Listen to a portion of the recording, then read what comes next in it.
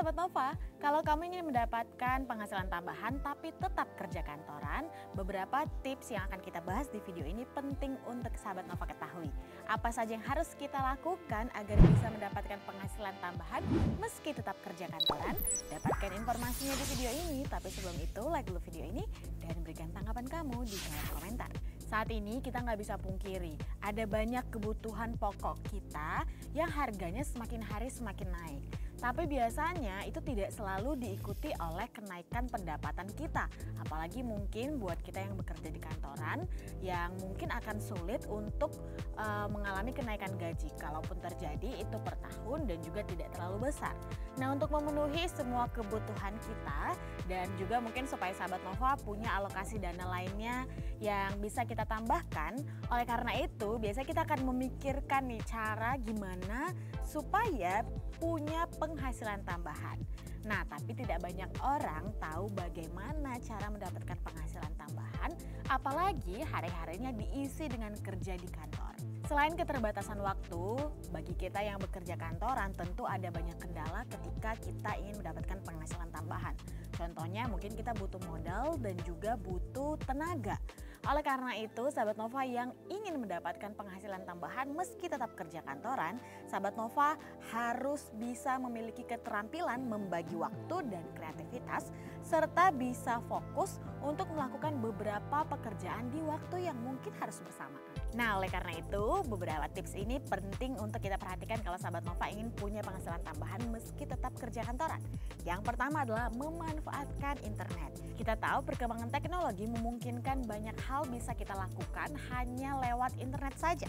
Melalui internet kita bisa belajar keterampilan baru. Misalnya Sahabat Nova sepulang kerja, kamu bisa belajar menulis artikel melalui internet atau belajar crochet atau belajar lainnya.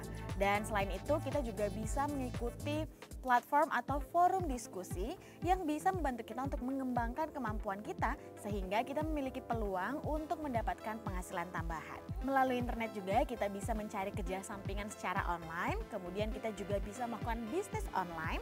Dan tentu saja Sahabat Nova juga bisa belajar berinvestasi dengan kemampuan yang kita miliki. Yang kedua, Sahabat Nova kita bisa menjual barang-barang bekas kita.